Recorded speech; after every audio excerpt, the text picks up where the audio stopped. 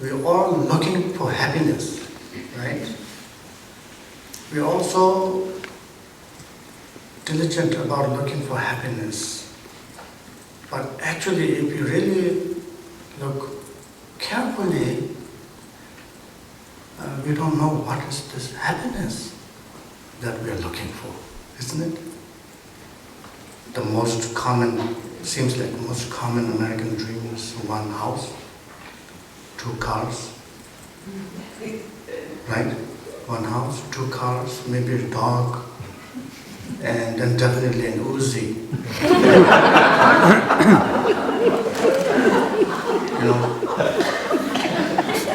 we think like, okay, after we have a house, 2 cars, dog, and an Uzi, you know, we will be happy.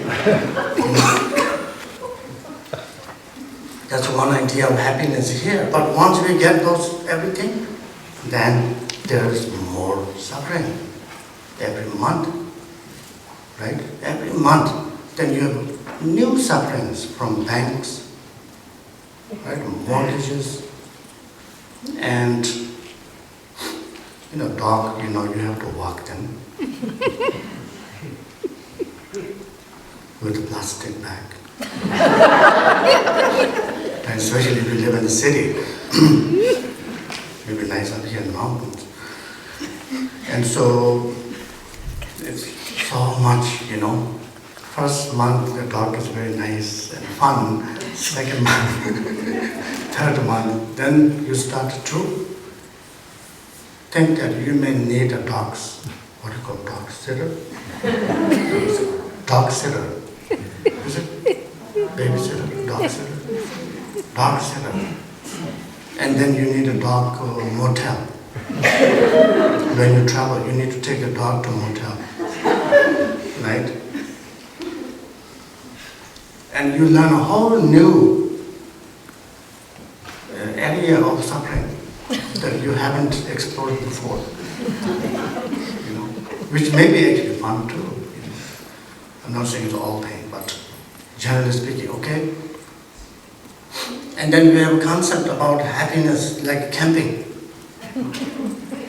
And I always say that this is very fun for me because some people think happiness, right? When we're living in the city, we think happiness is in the rugged world, mountains, right? Deserts, caves, right? That's when you're not really thinking clearly about scorpions and spiders and so on. We think happiness is in this rugged world. And so we go camping. People go camping and think that's where they can find happiness, right? So the definition of happiness here is getting rid of all these, luxuries or resources. All these luxurious resources. But people who live in such environment in our Himalayan mountains, where I come from originally, those small houses, like similar to camping is the environment, sometimes tents. In that situation, and they have broken posters of New York City, Hong Kong, and looking at these posters and imagining they are in New York. And they think that's where the happiness is. Right? That's why everybody is trying to come to New York. These ones are